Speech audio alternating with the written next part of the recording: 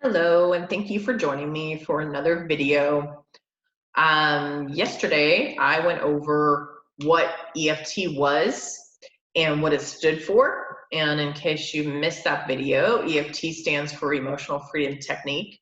It was developed in the 1990s by a man named Gary Craig. And what it is it's like an emotional version of acupuncture without the needles. We just go over different points, acupressure points in your body, and we tap on them while saying,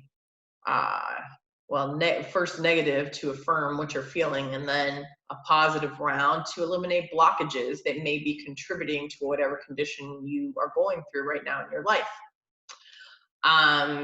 As I said yesterday, EFT works for so many different things. You can use it for anxiety, depression, money issues, weight loss issues. It just goes on and on and on. So in today's video, like I said I was going to do, I'm going to show you the points, and then we're going to do a short video on an issue which I have selected anxiety because I think it's a very popular condition that most people experience at least at some point in their lives, and I think a lot of people are experiencing it considering what's going on in today's world.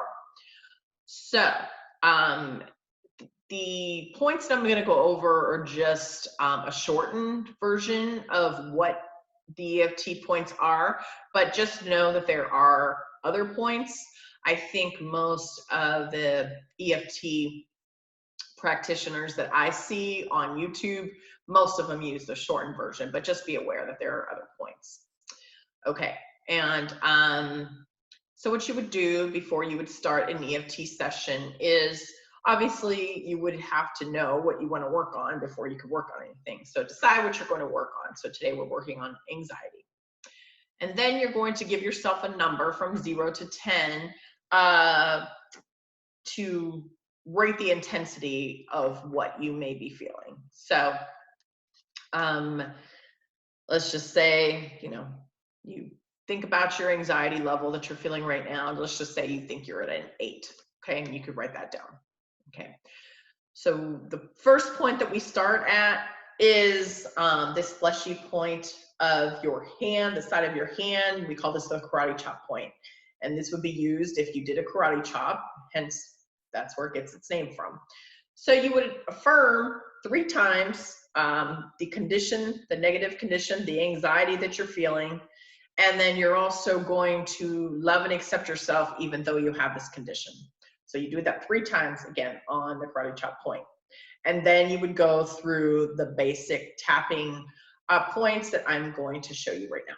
Okay, so your first one would be your eyebrow point, and that's like right at the edge of your eyebrow, the side of your eye, right outside the end of your eye,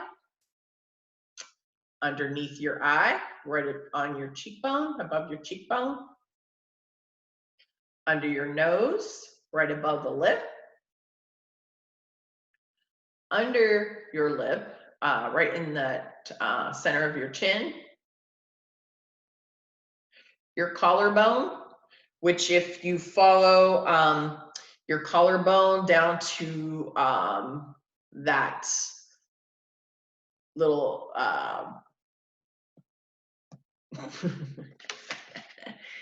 right at the knob, I couldn't think of that word, right at the knob, that right underneath your chin, that's where your collarbone point is. And then underneath your arm, which is about 4 inches underneath your armpit. Okay, and generally you tap on each point about 7 times. So then we do a round and we affirm the negative, the negative probably thoughts that we're feeling that are contributing to this anxiety in your body. Okay, then you kind of take a deep breath and you go through and you do a positive round to replace those negative feelings with positive ones. And so then once you do that, you'll probably find that you're not experiencing those feelings anymore. So let's start. Okay, So you gave yourself a rating. We said it's like about an 8, let's just say, okay? And then we're gonna start our tapping round. So on the karate chop point, even though I'm feeling this high level of anxiety, I choose to deeply and completely love and accept myself anyway. Even though I'm feeling anxious, I feel restless and like I can't get anything done, I choose to deeply and completely love and accept myself. Even though I feel worried and scared about my future, and I think that's what's contributing to this anxiety, I choose to love and accept myself anyway. Okay, now through the points. All this anxiety in my body, all this fear and uncertainty, and maybe it's that uncertainty about my future that causes all this anxiety. I have a fear that things won't be okay.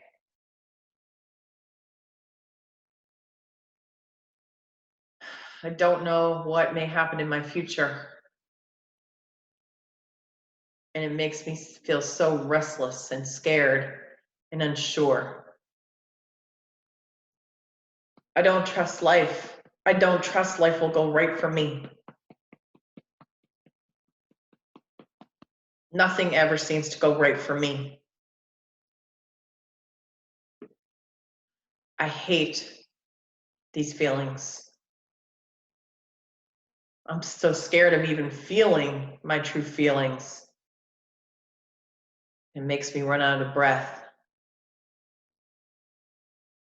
It makes me scared. I fear I won't be taken care of.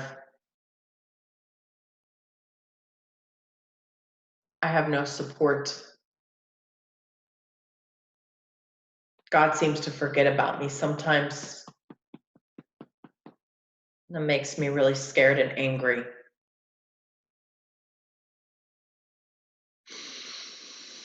Take a deep breath. Release. Okay.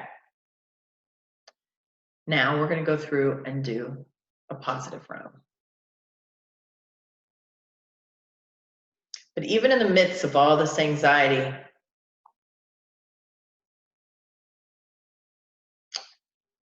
I choose to know that I don't have to feel this way. They're just thoughts. And maybe I carried them from experiences from my past. But they don't have to follow me. Maybe I had these experiences because I didn't trust. Maybe I wouldn't allow God in to help me because I feel that He forgot about me.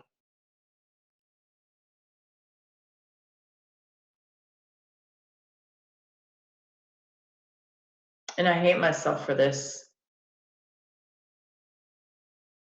I shouldn't feel this way.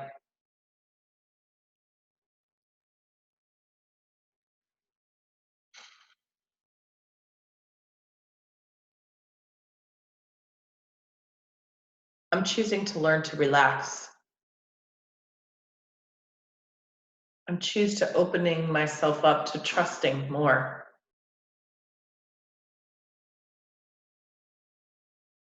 If we are all children of God,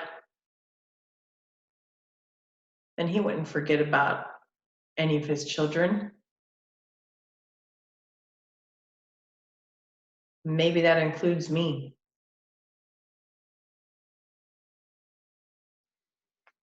That makes me feel more calm. Maybe I can just say everything's going to be okay. That makes me breathe a little easier.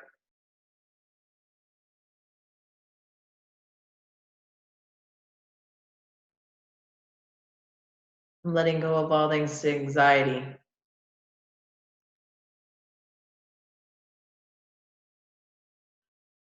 Even though there's uncertainty in my future, maybe I could just relax in my present and enjoy my present moment.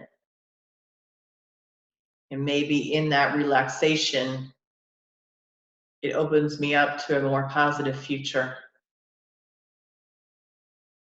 Maybe if I play more like a child, I could just relax and know that everything's going to be okay. Letting go of all this anxiety.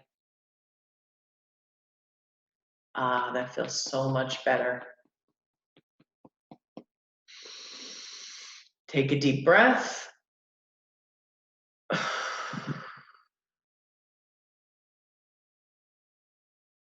Check in with yourself. How did that feel? Check in with that number. Did that number come down a bit? Hopefully.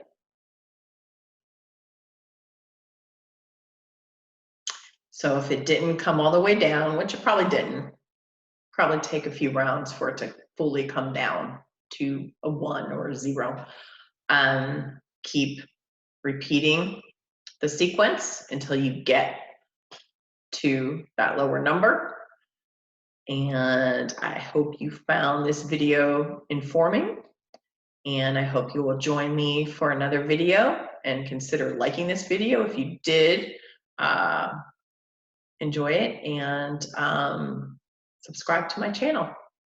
And I look forward to seeing you in my next video. Have a great day.